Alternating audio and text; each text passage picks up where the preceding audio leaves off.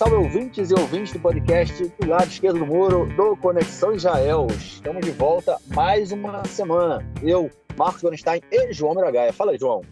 Fala aí, Marquinhos, beleza? Tranquilo. Eu vou pular a parte da introdução, porque é a segunda vez que a gente está gravando, então não vou voltar ao que a gente tinha gravado e vocês, ouvintes, vão ficar sem saber o que estava na gravação anterior. João, nosso episódio aí 145, a gente voltando a gravar na quinta-feira, 7 de julho, 10h36 da noite, mais precisamente, depois de um episódio aí, né, João, que semana passada um monte de coisa aconteceu, a gente acabou gravando no sábado, finalzinho do dia, eram 9 da noite, 9h30, a gente começou a gravar, fez um episódio curtinho, né, porque a gente não tinha como não deixar de, como não fazer o episódio, porque caiu o governo, né, a gente teve aí, tá com um novo primeiro-ministro já, desde a semana passada, então a gente lançou aquele episódio aí com um bloco só, né, na verdade dois, que teve o bloco do Nelson, mas é uma notícia só sobre a queda do governo. Então agora a gente volta no nosso episódio 146, um episódio mais completo, como a gente já é de costume fazer. É isso, vamos então ao nosso primeiro bloco para tratarmos de questões ligadas ao sistema judiciário. Bom, gente, é isso aí, sistema judiciário. E aí eu quero perguntar para vocês se vocês sabem por quê. Bom, uma notícia, talvez vocês ouvintes estejam tenham algum palpite, né, sobre o que é sistema judiciário, mas vamos deixá-la um pouco para depois. Vamos começar com a primeira notícia, que é ligada à Procuradora-Geral do Estado, a senhora Gali Barbi Miara, a gente já falou dela algumas vezes, que ela está tendo aí uma certa dificuldade para saber se ela permite a nomeação de do chefe do Estado-Maior do Exército ou não. Vamos lá fazer uma explicação rápida. Na verdade, a gente já comentou disso há 2 episódios atrás, né, dessa confusão toda. A confusão continua. Só fazer uma recapitulação rápida para o ouvinte que esqueceu. A gente está num governo de transição agora, né, num governo que está esperando aí cumprir, chegar até o início de novembro, né, quando a gente vai ter as próximas eleições, e é preciso fazer a nomeação do chefe do Estado-Maior. Só que, por estar nesse governo de transição, essas nomeações acabam ficando aí um tanto quanto complicadas, né? Porque a oposição fala, vocês não podem nomear uma pessoa tão importante para um cargo tão importante, porque, afinal de contas, a gente tem eleições num período próximo, daqui uns 3, 4 meses, e o governo pode ser outro, então a gente não quer que vocês nomeiem alguém para esse cargo. O mesmo aconteceu durante lá o último governo Netanyahu, quando era para nomear o chefe da polícia, né? O chefe, o Mafkal, né? O Mefaquet ali, como é que chama? Comandante-geral. Comandante-geral da polícia. Ficou mais de um ano, o Estado ficou sem o comandante-geral da polícia, porque a gente ficou durante todo esse período entre governo de transição e período pós-eleitoral, né? Quando tentavam montar o governo. Então, nunca foi permitida a nomeação, na época, né? O procurador-geral não permitiu a nomeação do procurador, do chefe de polícia, e a gente ficou mais de um ano aí sem chefe de polícia, e agora a gente tem um drama parecido com o chefe do Estado-Maior. João, a procuradora vai decidir o que fazer ou o bicho vai pegar, cara? Então, a questão não é nem essa, né? A questão é que ela está em negociações, né? O Benny Gantz, ele exige que ele possa nomear o novo Ramatkal, o novo chefe do Estado-Maior das Forças Armadas, diz que é uma questão de segurança nacional e, enfim, a princípio ela não queria muito permitir, ela estava dizendo que o ideal seria que o Aviv Kohavi, quem atualmente desempenha esse cargo, estendesse a sua gestão até que a gente tenha eleições e um novo governo, mas existe sempre um receio de quanto tempo vai demorar para ter um novo governo, porque pode demorar vários processos eleitorais, como aconteceu entre 2019 e 2020, e aí ela está, enfim, tratando essa possibilidade, né? E deputados do Likud começaram a ameaçar a procuradora do governo, né, a conselheira-geral do governo, a Gali Barbi Miara, dizendo que, enfim, o primeiro que falou uma coisa foi o Yoav Kish, que é um dos considerados shfuim, né, que são os moderados, razoáveis do Likud, dizendo que se ela fizer isso, quando o Likud voltar para o poder, eles vão tratar de demovê-la do seu cargo e eleger outra pessoa para o lugar dela. E aí o Shlomo Kerry, que é um deputado muito... Enfim, é um sujeito muito inteligente, fala muito bem também, é um dos discursos mais radicais do Likud, mais antidemocráticos também.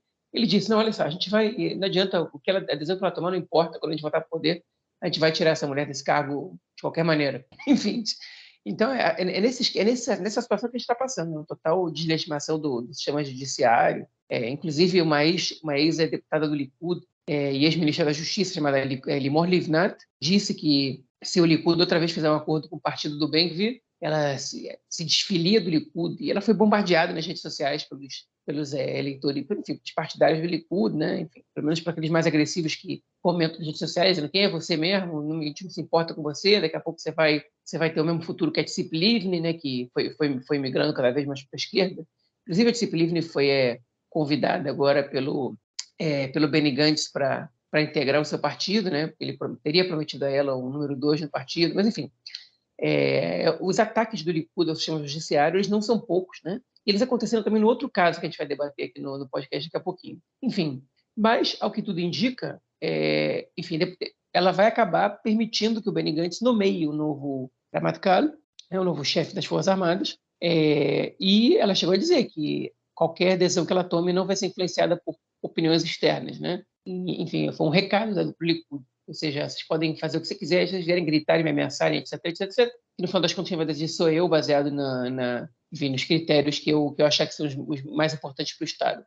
É óbvio que cabe recurso na Suprema Corte, mas acho difícil que a Suprema Corte intervenha no caso dela tomar uma decisão, até porque para revogar uma nomeação é muito complicado. Enfim, o Benny Gantz já deve ter o seu favorito para ser nomeado, ele deve ter algum receio de que esse novo nomeado enfim, possa ser um problema para, inclusive, a própria democracia israelense, caso Netanyahu seja eleito. Ninguém sabe quem seria o ministro da Defesa do novo governo Netanyahu. E ele quer, pelo menos, empossar aí um chefe das Forças Armadas pelos próximos 4 anos enfim, que vai exercer um papel neutro, né? Como, enfim, memlarti, que é um termo que a gente usa sempre aqui, patriota, neutro, né? Estadista, né? Durante esses 4 anos. Resta esperar para ver. Mas, enfim, na verdade, eu entendo a preocupação de você não nomear uma figura tão importante assim no período pré-eleitoral. O problema é que o período pré-eleitoral pode durar 1 ano e meio aqui em Israel, né? Pois tem essa questão, né, que você acabou de colocar agora sobre a duração do período eleitoral, né? A gente já está mais ou menos em período eleitoral há quase 3 anos e meio, né? Lembrando que a gente vai para a 5ª rodada de eleições, né? Apesar de ter tido agora um governo de 1 ano, a gente está aí nesse ciclo louco, né? Que parece não ter fim. Não sei, João, você viu aquela série chamada Dark? Era uma série alemã, muito boa, tá no Netflix. Enfim, é ficção científica, né? Então tem coisa de viajar no tempo e tudo mais. Só que o cara acaba ficando preso num loop, né? E ele está sempre voltando nas mesmas situações. E eu me sinto um pouco assim aqui dentro de Israel, vivendo essa questão das eleições, aí sempre voltando no loop. Mas o que me assusta também, cara, é justamente essa.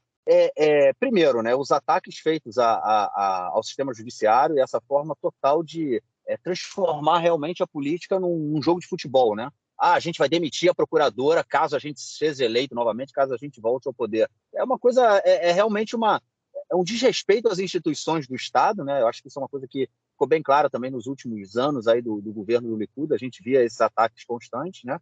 Agora, o que mais me impressiona também é assim, o chefe do Estado-Maior, né? Você falou agora no final da sua fala sobre o estadismo, né? Memlarti, né? Que a gente fala aqui, Memlartiut.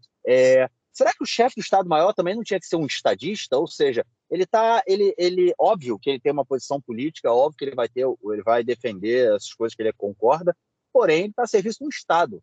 Porém, a ideologia dele não tem que influenciar nas decisões que ele, não só que ele tem que ter, que ele vai ter que tomar, mas na forma como ele vai ter que agir, porque ele teoricamente ele recebe uma ordem do primeiro-ministro ou do ministro da Defesa, ou seja lá quem for, dependendo da ordem, dependendo do caso, né?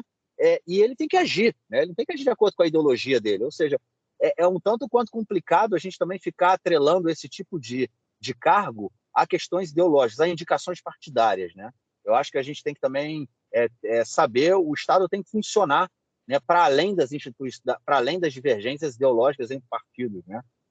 Eu acho que isso também é um problema sério que acaba, essa forma de tratar a política acaba engessando ainda mais o nosso dia a dia, né, o dia a dia da sociedade israelense como um todo, no momento em que a gente vive, em função desse longo período aí que a gente vive de incerteza política, né? Então, esse tipo de decisão, de visão e de forma de fazer a política, acho que acaba engessando ainda mais, atrapalhando o funcionamento do país como um todo. Mas vamos ver o que vem pela frente aí, se o Benny Gantz vai conseguir indicar alguém ou se a gente vai ficar sem o chefe do Estado-Maior num período, enfim, extremamente complicado, a gente vai falar mais para frente também, de conflitos e de tensões, né, que não param de acontecer. Bom, vamos então à nossa próxima notícia do bloco, que aí talvez os nossos ouvintes tenham tido tenham pensado que a gente fosse falar disso, que é sobre aí o julgamento do Netanyahu. Pois é, obviamente o julgamento continua, né? São vários casos, são 4 casos de corrupção, né, que ele está sendo investigado. Comentamos aí no último período sobre o depoimento do delator premiado chamado Shlomo Filber. Ele deu vários depoimentos, se enrolou, contou uma coisa para a polícia na época da investigação e agora, na época do depoimento, falou outra coisa.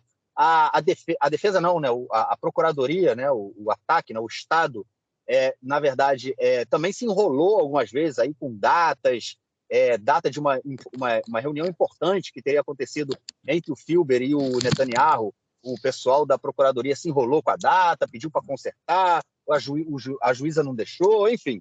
Foi uma situação louca na pasta 4.000, tudo isso aí era a pasta 4.000, né, envolvendo o Ministério das Comunicações. E agora começou essa semana a delação premiada não a delação premiada, né, o depoimento, né, na verdade não é uma delatora, o depoimento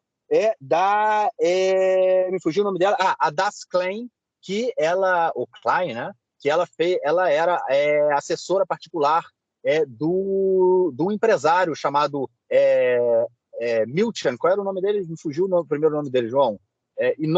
Arnon Milchan. E ele é próximo do Netanyahu, e essa pasta investiga que o casal Netanyahu, no caso, teria recebido vários presentes do Milchan e de um outro empresário australiano que teriam dado presentes aí para o casal Netanyahu, que chegam a quantias de centenas de milhares de shekel.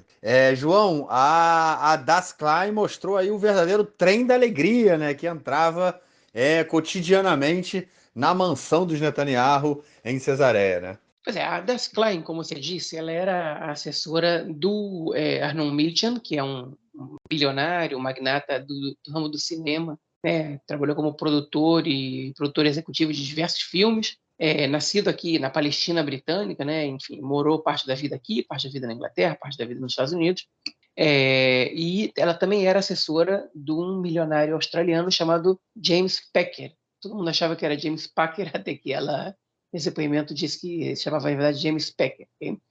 Enfim, e ela foi depor no julgamento da pasta 1000, que é a famosa pasta dos presentes, que o Netanyahu se referia a ela como pasta das quentinhas e dos cigarros, né? Mas que basicamente a população conhece como pasta dos champanhes e dos charutos. Né? Ela se ofereceu para depor. Ela não é delatora premiada, ela não é testemunha, enfim, ela não é possível potencial cúmplice, né? Pelo menos assim não é considerado pela justiça. Ela não foi convocada para depor, ela foi até a polícia e pediu para depor.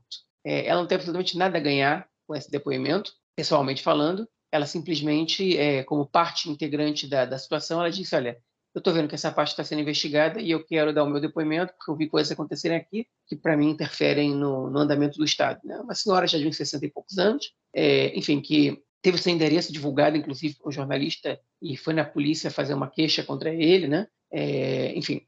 Mas o que foi o mais importante desse depoimento? A pasta 1000, que é a pasta dos presentes, ela é a pasta que o Netanyahu esnobou, né, desde o início, que ela foi a primeira pasta que foi aberta contra ele. Né? Enfim, o Netanyahu, inclusive, vale lembrar, ele já foi investigado no passado por uma situação de presentes indevidos que ele teria recebido. E ele conseguiu se safar dessa investigação, de uma acusação formal, alegando que quem teria recebido os presentes não foi ele, foi a Sara Netanyahu, sua esposa, e que ele não sabia desses presentes. E se ele não sabia, isso não pode ser caracterizado como abuso de poder, no caso, não como propina, nem como fraude. Né? Ou seja, se a esposa dele recebeu presentes em exagerados, indevidos ou o que fosse, e ele não sabia, então não teve nada em troca, não teve suposição de que teria algo em troca, e tal. E a justiça comprou essa argumentação dele.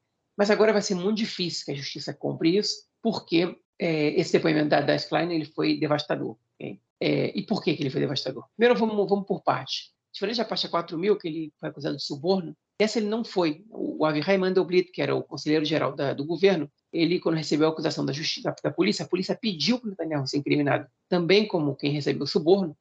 É importante dizer, segundo a lei israelense, você não precisa ter recebido suborno efetivamente para ser incriminado como alguém que recebeu suborno, basta que você tenha tido a intenção ou tenha gerado expectativa e que a conversa tivesse sido gerada em função de um ganho que a outra pessoa poderia ter. Ou seja, o suborno não precisa ter acontecido. Mas o Mandelblit, por alguma razão, que eu não consigo entender qual, ele não caracterizou essa acusação dessa maneira e foi somente abuso de poder e fraude, o que caracteriza uma pena menor, mas ainda assim, se o Netanyahu for condenado nessa parte, ele, por exemplo, fica impedido de ser primeiro-ministro, né? E pode ir para a cadeia também. O que a Das Klein divulgou? Tá? Enfim, qual é a acusação da polícia? É que o Netanyahu e a sua família teriam recebido presentes, né, especialmente garrafas de champanhe, caixas de garrafas de champanhe muito caras, e de charuto também, muito caros, em troca de favorecimentos, ou de possíveis favorecimentos, a um magnata, né, do cinema, que é o Arnon Milchan, e ao James Packer, que é um investidor que queria começar a investir em Israel.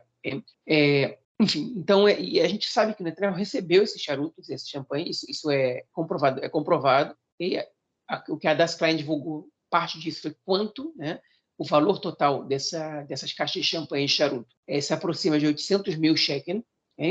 Ela também insinuou, ela disse à polícia agora a justiça agora vai decidir se vão escutar a Das Klein sobre isso também. Ela disse também que não foram só champanhe e charutos, que tem presentes, né, como pulseiras de diamante e de ouro no valor de 40, 50 mil dólares, bolsas de grife que a Sarah Netanyahu tem recebido e coisas que não estão na acusação e que ela pediu para inserir isso no depoimento. Ela ainda não depôs sobre isso e a justiça agora vai debater se aceita ou não esse novo depoimento Das Klein. Mas não só ela comprovar que eles receberam os presentes é suficiente. Okay?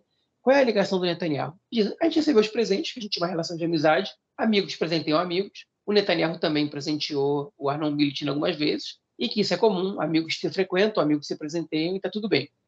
E ela diz o seguinte, amigos se presenteiam, só que a relação dos presentes dados aí, ela não foi uma relação de presentes de amigos. E por que ela diz isso? Primeiro, porque existia um código para o presente das garrafas de champanhe e os caixas de charuto. Né? Garrafas de champanhe eram sempre dadas em sacos pretos, okay? De uma maneira que ninguém visse o que estava entrando na casa do Netanyahu, tanto na residência oficial do primeiro-ministro, na Balfour, em Jerusalém, quanto em Cesareia, né, na casa oficial do Netanyahu. E eles tinham nomes, por exemplo, as caixas de bebida eram o saco preto, se não me engano, e as garrafas de champanhe eram... as caixas de charuto eram os sacos pretos e as garrafas de champanhe eram o lilás, né, se não me engano. Então, enfim, chegou o lilás, era que tinha caixas de champanhe. As caixas de champanhe, elas eram presentes que eles recebiam com frequência, tanto quando o Milchan ia visitar a família Netanyahu, quanto quando o Netanyahu ia visitar o Milchan e o James Packer também. Essas garrafas de champanhe e as caixas de charuto, elas eram dadas todos os encontros praticamente entre os dois. Ou seja, sempre que eles se encontravam, esse presente era dado, o que gera estranheza. Agora, o que é mais, enfim, ela também diz que a única vez que ela viu o Netanyahu dando algum presente, a família Netanyahu dando um presente para o Arnon Milchan, foi quando eles deram um chaveiro com as iniciais da Netanyahu, uma lembrança, gente, e quando houve uma festa de aniversário do neto do Milchan, se não me engano, que eles deram um presente da loja, a Pirata Adom, Pirata Vermelho, que, para que o ouvinte tenha noção, é a loja onde eu compro presente para os amigos dos meus filhos quando eles fazem aniversário. Ou seja, é óbvio que tem presentes ali caros de 1.000 shekel, mas não é que o Netanyahu deu de presente um carrinho elétrico, né, que custa $1.000 para a família do Milchan, como ele poderia dar, porque não falta dinheiro à família Netanyahu. É que ele deu um presente simples, né, pode ter sido caro para os meus padrões, mas comparado às garrafas de champanhe e charuto que ele recebia, não era exatamente um presente caro, né? Certamente não foi. Enfim, e foi a única vez que ela relatou, né? O que virou motivo de piada, esse presente da loja Pirata Adom. Mas o que é mais impressionante nessa situação é que ela diz, ela contava que a Sarah Netanyahu, quando ela não recebia, ou quando atrasavam para chegar as garrafas de champanhe, que eram entregadas de maneira periódica, ela gritava, ela reclamava, ela cobrava e exigia. Né? De que espécie de amigo exige recebimento de presente? Hein? E não só isso. O Netanyahu ele chegou a ligar para a Das Klein Ele ligava o tempo inteiro, sempre que ele queria charuto, segundo o depoimento dela. Mas ele chegou a ligar para ela quando ela estava indo para uma viagem pessoal para Cuba, para comemorar o seu aniversário, para demandar que ela, durante a sua viagem pessoal, comprasse determinados charutos para ele. Okay? E uma vez, o Militin chegou, né, para dar o presente para o Netanyahu, na casa dele, e voltou falando para ela o seguinte: Hadass, você cometeu um erro, não são esses charutos os que ele gosta, são outros, tem que devolver isso aqui e comprar os que ele gosta. Tipo, assim, ou seja, você, né, você conhece aquela frase, cavalo dado no céu dos dentes? Pois é, mas não foi exatamente um presente isso aí, né? Enfim, e tem mais outras histórias, né? Que ela comentou que o Netanyahu e a Sara Netanyahu botaram muita pressão no James Packer, porque eles estavam procurando uma casa para comprar em Israel, para que eles comprassem uma casa que ficasse colada na casa da família Netanyahu de Cesareia, e a família Netanyahu tinha acesso livre a essa casa, a ponto de que a Sara tinha pedido até para derrubar um muro que dividia as duas casas, porque eles usavam a piscina, usavam o salão de vídeos, né, com uma televisão muito grande, com home theater. Enfim, a família, a administradora, a governanta da casa, já se preparava para receber a família Netanyahu. A família Netanyahu ligava: a gente está indo para aí. Quando o Militin estava e quando o Packer estava e quando o Packer não estava em casa, enfim, eles entravam, usavam a piscina, usavam a casa. Enfim, era uma extensão da própria casa da família Netanyahu. E o que eles teriam recebido em troca? A Hadass Klein, ela narra um caso que o Militin ele não estava conseguindo a renovação do visto dele para os Estados Unidos. O governo americano não estava dando esse visto. O Netanyahu, ele então entra diretamente em contato com o embaixador dos Estados Unidos em Israel, para poder acelerar esse visto. O embaixador, por intermédio do Netanyahu, consegue um visto para o Militin de 1 ano. Mas o Militin não queria um visto de 1 ano. O Militin queria um visto de 10 anos. É o visto normal que se dá para os cidadãos que fazem todo o processo normalmente. E a embaixada nega. Okay? E o Militin começa a pressionar o Netanyahu por isso. O Netanyahu ele chega a comentar, né? Eu não sei porque ele está tão nervoso assim. Eu estou tratando disso. Isso vai ser resolvido. E o Militin diz: olha só, eu quero que você vá até o mais alto escalão para resolver esse meu problema.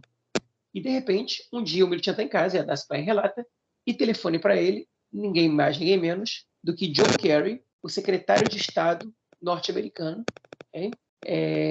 E, a partir dessa ligação, o Militin ele consegue receber o visto de 10 anos para entrar nos Estados Unidos. O secretário de Estado norte-americano, se o ouvinte ainda não caiu a ficha dele, é o ministro do exterior dos Estados Unidos. Okay? Não é qualquer pessoa que recebe uma ligação do ministro de Relações Exteriores dos Estados Unidos, que está ocupado com muitos assuntos para tratar. O John Kerry telefona pessoalmente para o Arnon Militin e consegue para ele o visto americano. Okay? Esse é um caso que a Hadass Klein eu presenciei. Ela apresenta as notas fiscais das lojas onde ela comprava champanhe, onde ela comprava charutos, e ela, enfim, traz uma série de provas de que ela realmente foi encarregada de comprar esses presentes para dar para a Sara e para o Netanyahu. Que a Sara e o Netanyahu gritavam, quando não recebeu, enfim. Tudo incrimina a família Netanyahu nessa situação. É óbvio que esse é um depoimento que enfim, bastante crível, bastante forte, mas você não pode concluir o caso por um depoimento só, mas vai ser difícil, com as provas que ela está apresentando, que a defesa do Netanyahu ela consiga bloquear essa situação, e ela não pode dizer que o Netanyahu não sabia de nada, que era tudo com a Sara. Até porque a Hadass Klein ela relata vezes que ela, na ausência da Sara em casa, ela entregou os presentes nas mãos do Netanyahu. Ele sabia que ele estava ganhando os presentes. E a Sara chegou a dizer que não, que ela estava numa época que ela não bebia quase nada, o que é uma informação que é contraditória com os funcionários da residência oficial do primeiro-ministro deram, não nos julgamentos, mas para a imprensa, dizendo que a Sara Netanyahu ela abusa do álcool, ela se encontra com alguma constância alcoolizada, bêbada, inclusive dando chiliques de maneira histérica, e que ela bebia muito champanhe. Esse champanhe era muito comum no dia a dia da Sara, esse consumo desse champanhe, de champanhes caros, enfim. E não sei se é por intermédio da imprensa, da mídia israelense ou não, mas a Sara ela é vista por parte grande da cidade israelense, ela é descrita, né?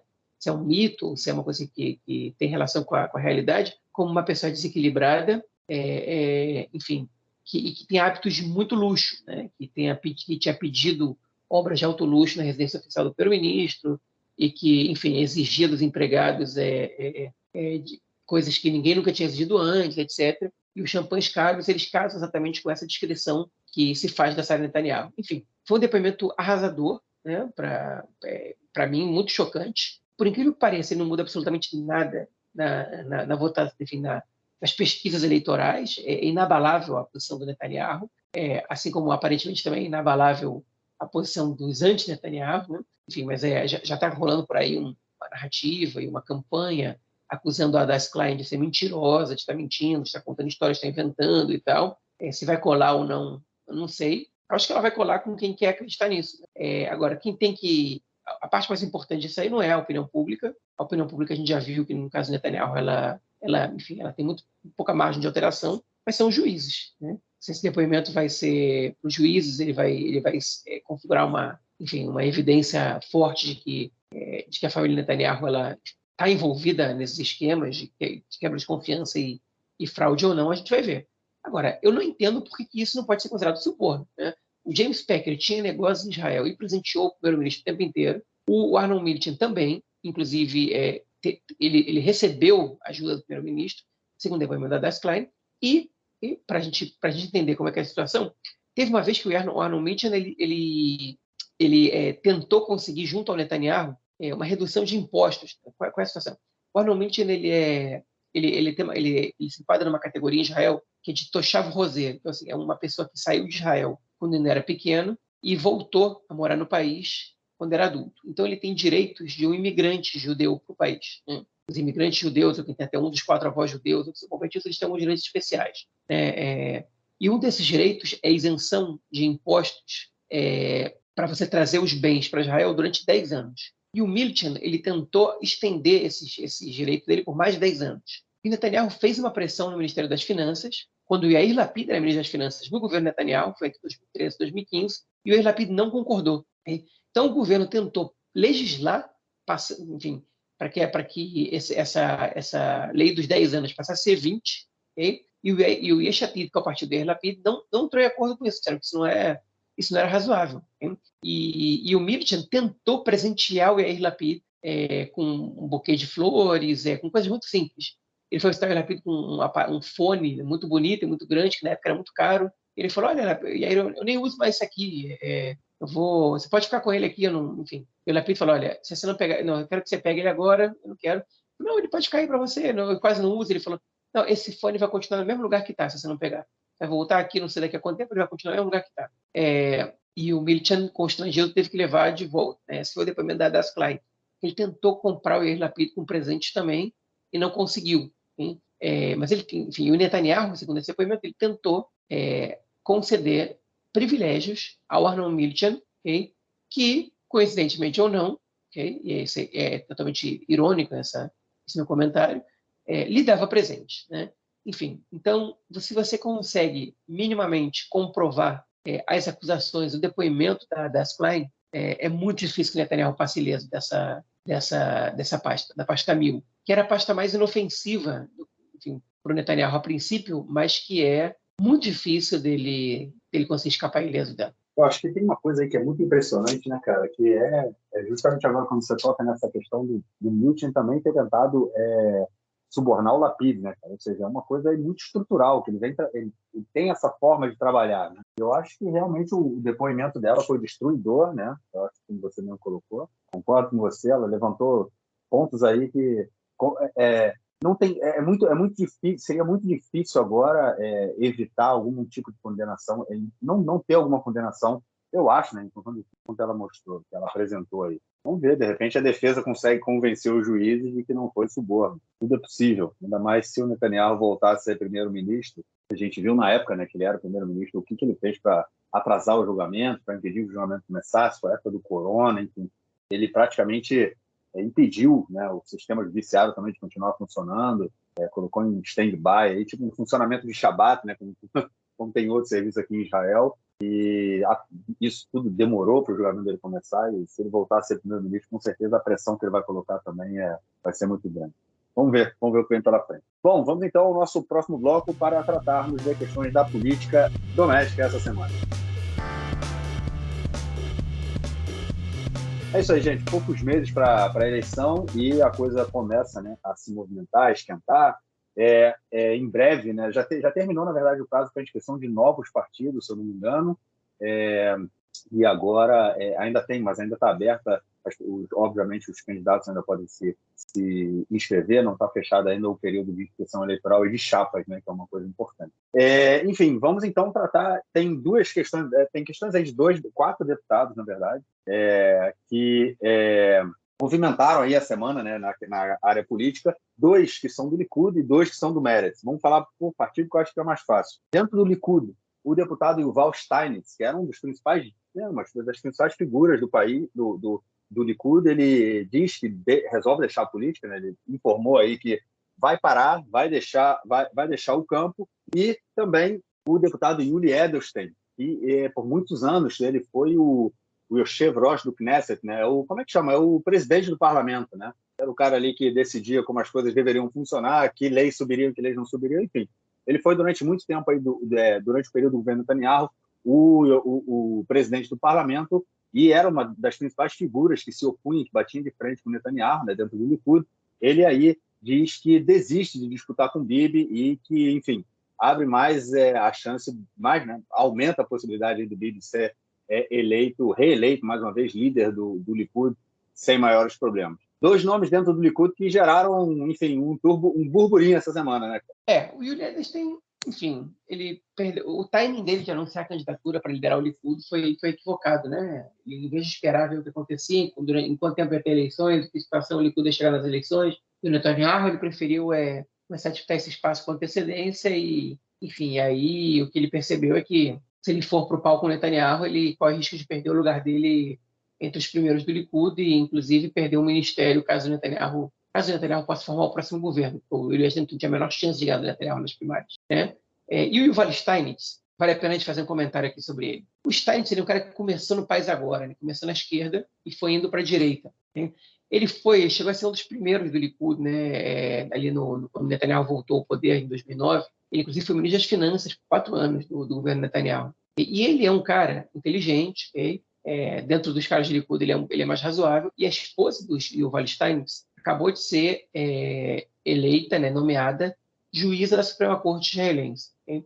E todo esse ataque que o Likud faz aos judiciários israelenses, que é a Suprema Corte, coloca o Steinitz numa situação muito complicada. Primeiro porque ele, a princípio, né, não compactua com essas agressões do Likud às instituições, de grande parte dos membros do Likud às instituições. Segundo porque, enfim, agora ele tem um conflito dentro de casa, né? E, enfim, ele foi o único deputado do Likud que votou contra uma proposta feita pelo Dudi Amsallem do Likud, que foi que a nomeação do juiz da Suprema Corte seja feita somente pelo braço político, igual são em países como o Brasil e os Estados Unidos, por exemplo, né?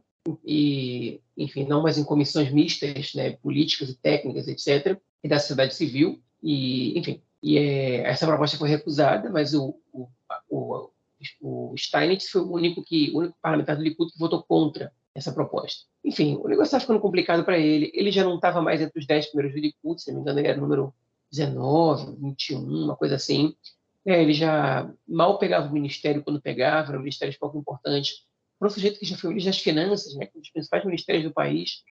Enfim, aos poucos a carreira política dele estava degringolando, o próprio partido que ele conheceu já não era mais o mesmo, né? E ele criticou o Netanyahu algumas vezes, não criticou o Netanyahu, mas ele se opôs a Netanyahu em discussões de gabinete algumas vezes no passado. É importante dizer, o Netanyahu ele não perseguia membros do gabinete que não concordavam com a opinião dele. Isso não era uma marca do Netanyahu, né? Ele deu espaço para muita gente antidemocrática, mas nas reuniões de gabinete ele não perseguia pessoas que não concordavam com ele, ele dava voz aos ministros para se oporem, e ele escutava tanto os profissionais como o resto do gabinete. O Netanyahu nunca foi um líder autoritário, né, nesse sentido, nenhum outro. Diferente do que o Lapid é no seu partido, no governo, a gente vai ver agora. Mas, enfim, e o Steinitz ele começou a se sentir um pouco menos desprestigiado e voto vencido muitas vezes e meteu o pé, saiu fora da política. Se ele vai voltar, a gente não sabe, né? Tem outros deputados que anunciaram saída da política essa semana, por exemplo, o Sawi Fried do Meretz, o parlamentar árabe, que também era ministro da cooperação regional, né? Um subministério das relações exteriores, somente da região que a gente vive. O Meretz optou especialmente por colocar um árabe nesse cargo. ele saiu atirando no Nitzan Horowitz, falou: Nitzan Horowitz ele sempre foi um bom parlamentar, mas ele não é líder, ele cometeu muitos erros, ele deveria renunciar à liderança, e ele disse que está dando um tempo na política, vai atuar na sociedade civil, vai continuar votando no Meretz, que apoia a Tamar Zandberg como líder do partido, que acha o Yair Golan um sujeito interessante, legal, mas que ele não tem DNA do Meretz, não pode liderar o partido. Né? Só que o Yair Golan ele foi o único que anunciou que vai disputar as primárias do Meretz, provavelmente contra o Nitzan Horowitz, né?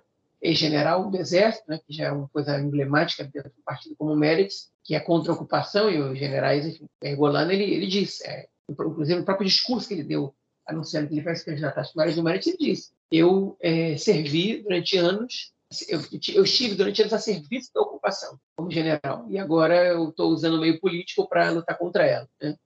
Enfim, então essa aí a gente já tem, essa barbada, a gente já tem alguém que vai concorrer com o Nitzan Horowitz para a liderança do partido, a gente não sabe se vai ser só ele, provavelmente vão aparecer outros nomes, vai aparecer algum outro nome de impacto, mas enfim, essa é a situação que a gente tem hoje no Meretz, um partido que nas pesquisas está ali esbarrando na cláusula de barreira, às vezes passa, às vezes não passa, a maioria das pesquisas passa, mas passa por muito pouco, enfim, óbvio que tem margem de erro aqui e ali, mas é um partido que vai sofrer aí nessas eleições, isso a gente sabe, isso a gente tem certeza, ao contrário do Likud, né, que vai ter, que certamente vai ser o maior partido.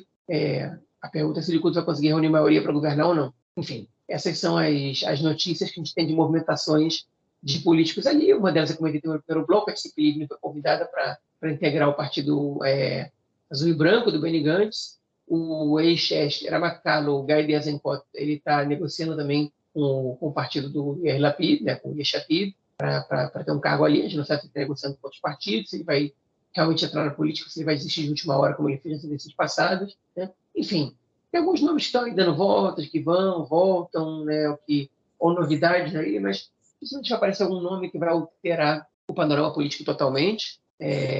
E o que a gente deve ter para as eleições é uma coisa muito parecida com o que a gente tem hoje.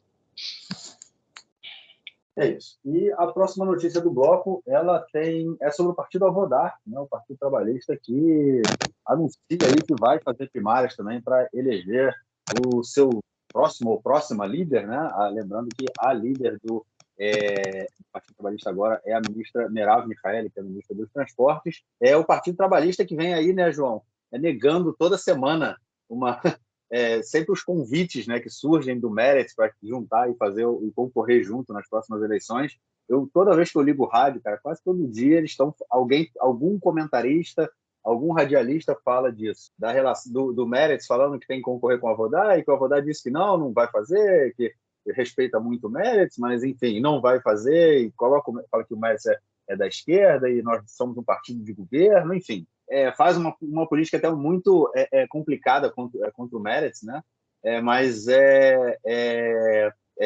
enfim, vai fazer primárias aí, mas é bem possível que a Merav Michaeli continue à frente do partido. É muito provável, porque o partido não está com nenhum nome forte. Assim, o partido tem gente que quer derrubar a Merav Michaeli, mas eu acho que essas pessoas não têm força hoje. Só que a Merav Michaeli, o partido está numa queda. Enfim, ela conseguiu ressuscitar o partido, ela tem muito mérito, mas o Partido Trabalhista foi caótico no governo. Né? Os 3 ministérios que eles tinham em mãos, enfim, no Ministério da Diáspora não dá para dizer muito, da Arman Shai, mas o Ministério de Transportes e o Ministério da Segurança Pública foram ministérios que enfrentaram muitos problemas e não apresentaram grandes resultados.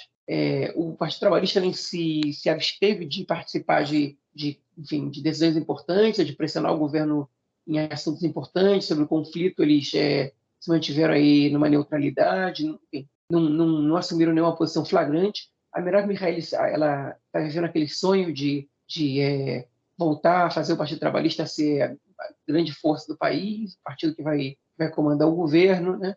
E, enfim, e ela, especificamente, não tem apoio popular para isso, ela não vai conseguir guiar o partido para que o partido volte a ser o que ele era antes. Talvez ninguém consiga, né?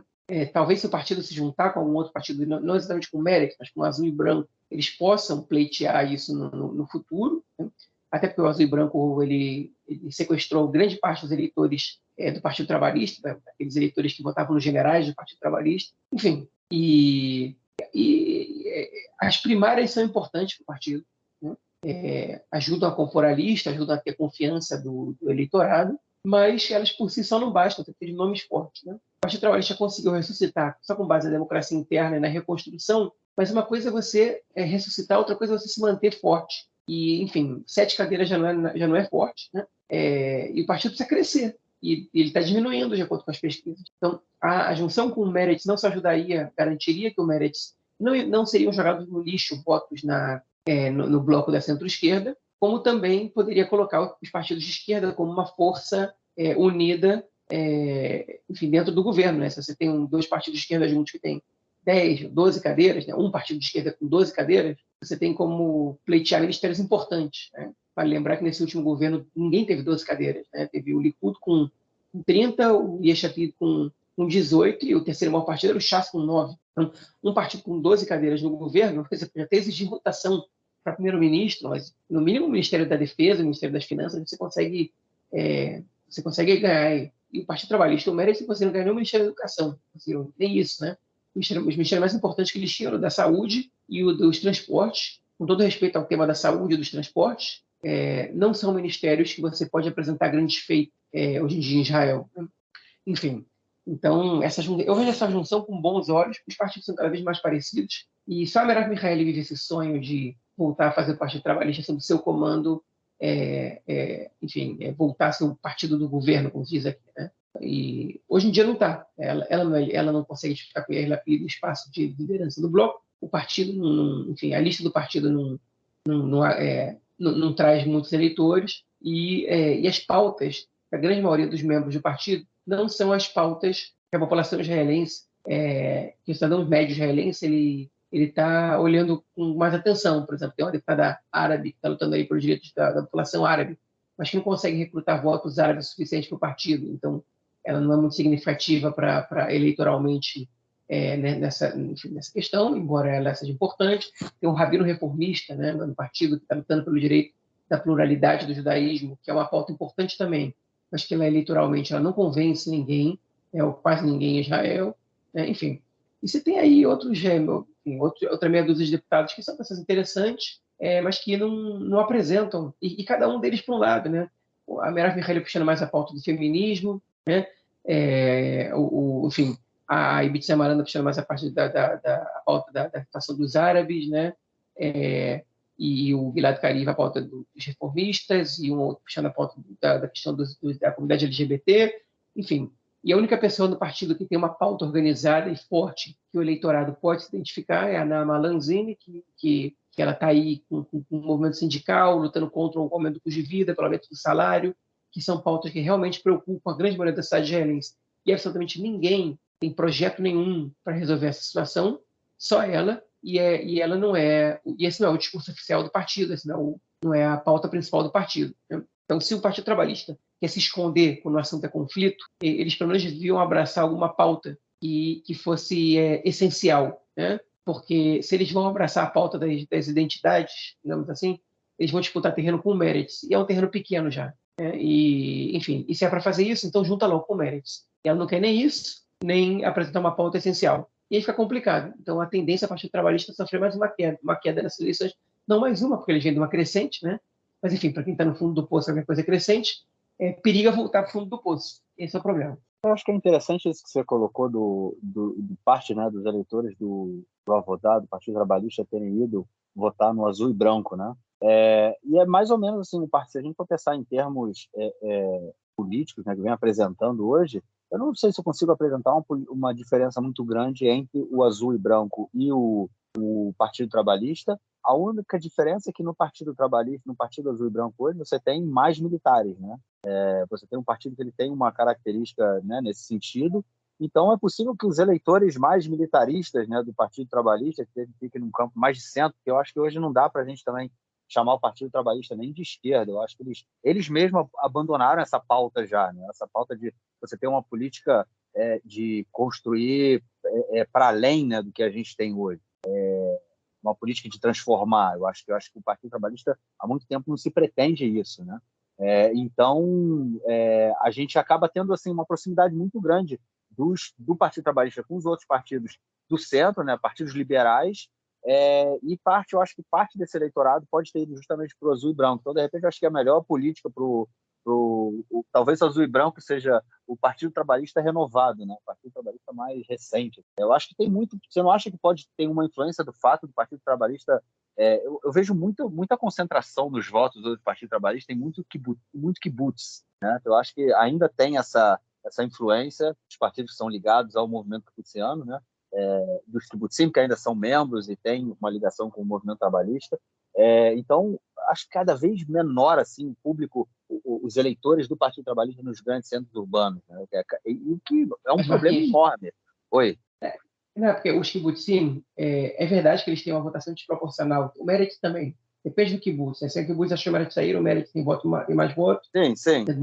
E tal, esse é um kibbutz dos outros movimentos, o Partido Trabalhista tem mais votos. Agora, os kibbutzim, todos juntos, eles são responsáveis por 3% da população de Israel. E se você junta com os moshavim, que também tem uma votação desproporcional, você vai chegar aí a 6%, né? E também tem muito voto no Yesh Atid, dos kibbutzim e moshavim. Se você olhar, acho que o Yesh Atid deve ter ganho na maioria dos kibbutzim e moshavim do país. Então, isso já foi, enfim, pode ser que já tenha sido um diferencial, mas não é isso que levanta o partido. Inclusive, mas eu não estou falando que isso levanta o partido. Não acho que isso levante o partido. Eu acho que essa desproporcionalidade... É daí que vem os votos.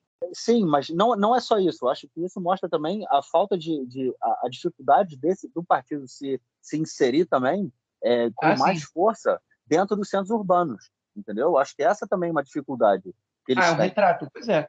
Até mesmo dentro dos próprios kibbutzim eles perderam força, né? Então, nem no nicho deles eles estão fortes como já foram. Perdeu força em praticamente todos os setores, né? Isso foi uma queda muito grande depois daquela eleição que o Bush saiu junto com a Tzipi Livni, né? Naquele momento ainda houve um surgimento, assim, um crescimento do Partido Trabalhista, né? Eu acho que foi o último grande momento, assim, né? A última grande possibilidade de tomar o governo Netanyahu foi 2015, se eu não me engano. E aí depois foi a queda total. Vamos ver o que vem pela frente aí dessa esfacelada, né? Esquerda, centro-esquerda, ou sei lá o que, aqui da política de Israel. Bom, vamos então ao nosso próximo bloco para comentarmos sobre o conflito envolvendo Israel. Bom, gente, eu terminei falando do conflito envolvendo Israel, porque não é o conflito palestino-israelense, dessa vez aí é o conflito com o Hezbollah, né? Essa semana, o Hezbollah mandou 3 drones, né, em direção a uma plataforma de estação de gás no norte do país, né? A plataforma se chama Karish, né, que é Tubarão. É uma plataforma que já está quase aí a ponto, eu acho que não tem informações se ele já começou a extrair gás, mas está em quase assim, fase de terminal assim, de funcionar. E o Hezbollah mandou 3 drones que não eram nem tripulados, não estavam armados também, mas chegaram a se aproximar da plataforma e foram derrubados aí por mísseis, né, que foram lançados pela Marinha israelense. E o Hezbollah começa a dar um recado aí, porque ele tenta dar um recado, né, mandando esses drones, porque toda aquela região ela está em disputa, né? A gente tem uma disputa territorial, uma disputa pela fronteira marítima, né, envolvendo Líbano e Israel. É uma questão que está agora acontecendo. Na verdade, essa estação de Karish, essa plataforma de Karish, ela fica obviamente no norte de Israel, né, que é a fronteira com o Líbano, porém ainda tem mais ao norte ainda uma outra plataforma que também está em disputa com o Líbano, toda a região, né, que foi encontrado gás. E, enfim, os Estados Unidos já tentaram aí contornar a situação, chegaram a um acordo primeiro por essa plataforma mais ou menos. Você lembra? Eu não me lembro o nome dela, João, você lembra? A plataforma que foi acima da... Não, Leviatã eu acho que é mais embaixo. Tem uma que é acima de Karish, eu não me lembro. Não. A situação é a seguinte: Israel definiu, Israel definiu um ponto que seria daquele ponto deveria ser uma ilha, uma pequena rocha, um rochedo que fica entre Líbano e Israel, e Israel falou que a partir dali ele faz o cálculo para determinar a fronteira marítima com o Líbano.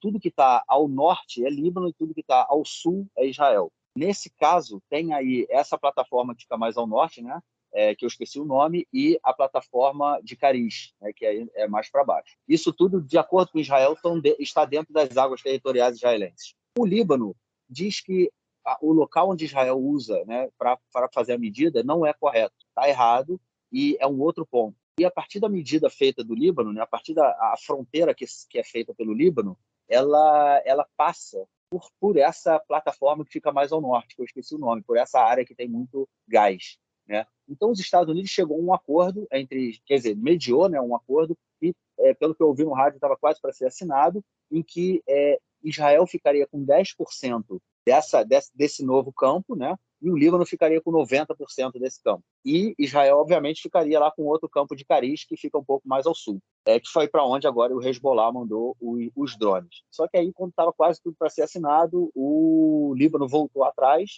e falou que não só não aceitaria dividir esse campo que está mais ao norte com Israel, como também estava exigindo que todo esse campo aí de Cariz fosse transferido para o Líbano, que ali seriam águas territoriais libanesas. Eles também queriam aquilo. Então, no momento que Israel começa, né, a se preparar para extrair gás do campo de Cariz, o Hezbollah vai e manda esses drones que foram derrubados por Israel. Bom, espero que vocês tenham me entendido aí com toda essa história, mas, João, a coisa esquentou, né, cara? A gente não tinha visto ainda esse ataque ao centro de extração, para a extração de gás israelense. A gente sabe que veio do Líbano e o Israel rapidamente criticou o Irã, né, e atacou o Irã, responsabilizou o Irã por isso. A parte curiosa disso aí foi que o Líbano prendeu os agressores, os disparadores desses foguetes. O Líbano não está interessado, né, o governo do Líbano, do qual o próprio Hezbollah faz parte, não está interessado num confronto com Israel ou fez uma prisão de fachada. Mas, enfim, se surgiu o Gantz e o Lapid falaram publicamente, é porque alguma coisa deve ter acontecido ali. Israel tem feito uma redução de conversas com o Líbano, né? Tem feito mais debate sobre a fronteira marítima, sobre a que você falou agora, tem debatido também sobre a fronteira terrestre, enfim, tentando acertar alguns acordos ali. Não tem perspectiva de acordo de paz, mas, enfim, vale lembrar também que Israel e o exército libanês muito raramente se estranham, né? Provavelmente Israel basicamente é com o Hezbollah. Não é que o Hezbollah provavelmente é mais forte que o próprio exército libanês, mas, enfim. Então, Israel vem num momento de relativa tranquilidade e acerto com o governo libanês, e então talvez seja uma tentativa de estimular o governo libanês a continuar reprimindo, de uma maneira, tentar reprimir, para evitar, controlar pelo menos o Hezbollah e o Irã, o próprio Irã, nessas agressões contra Israel. Né? O Irã já está esperando há muito tempo para devolver para Israel algumas ações israelenses contra o regime iraniano, né? Enfim, tanto no território iraniano quanto em outros lugares, principalmente na Síria, e essa é mais uma tentativa. Né? A gente falou há 2-3 semanas sobre a preocupação israelense e o fato da Turquia ter prendido uma gangue, enfim, está treinada e organizada pelo Irã para fazer atentados contra os cidadãos israelenses na Turquia, né?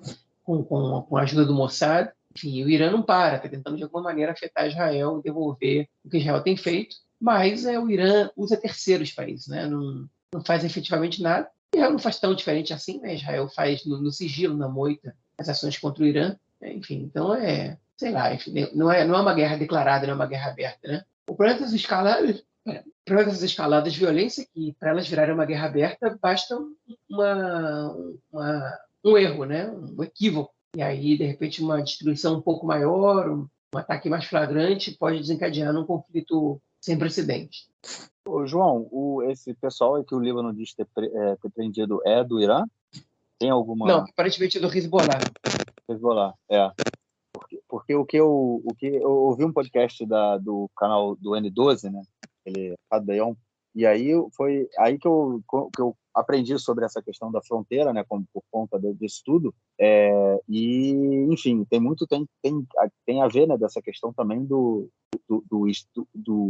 drones estarem desarmados, né? Então o Hezbollah não tinha intenção ali de criar um conflito naquele momento. E foi assim, tipo, ó, a gente não acertou ainda o que vai estar com isso na palavra, né, que estavam falando no podcast, né? Tipo, a gente não acertou ainda essa questão, como é que vai ficar o gás, então não começa a extrair, não. A questão eu acho que Israel não vai baixar a cabeça, né? Israel vai começar no momento em que a plataforma de Cariz estiver pronta, a plataforma ali, né, estiver pronta no campo de Cariz para fazer a extração do gás, Israel vai começar a fazer o gás, e aí vai ser interessante ver qual vai ser a reação do Hezbollah, né? e do governo libanês, que agora está exigindo também aquilo ali. Eu acho que pode ser uma subida de escada aí, como você colocou agora, né? Até o momento nenhuma das partes quer conflito, né? Mas para que isso aconteça, pode ser de uma hora para outra também. O pessoal subindo na escada, subindo na árvore cada vez mais alto, fica difícil de descer depois. Vamos ver, vamos torcer para que nada disso aconteça. Bom, vamos então ao nosso próximo bloco para ouvirmos o comentário do camarada Nelson Burri. Manda aí, mestre. Meu caro Gorens, tem amigos do Conexão Israel do lado esquerdo do muro. Mandar um abraço para o João, que está ansioso pelo início das Macabíadas mundiais aí em Israel. Sempre ocorre de 4 em 4 anos, né? Nos últimos anos, 2005, 2009, 2013, 2017, aí 21 ficou meio abalado, ainda a pandemia, passou para 2022. Delegação brasileira saindo de Porto Alegre, várias capitais do Brasil, todo mundo chegando a Rio e São Paulo, e de Rio e São Paulo o pessoal embarcando para Macabíadas, sendo que outros países, inclusive delegações, já chegaram a Israel. Ocorre a cerimônia de abertura num grande estádio no nosso país e depois os jogos são descentralizados. Por exemplo, o futebol de campo do Brasil, maioria dos jogos na categoria principal ocorrem em Jerusalém. Não no principal estádio de Jerusalém, mas em bons campos de treinamento em Jerusalém. Futebol de salão, o pessoal vai estar concentrado em Hedera e também terá alguns jogos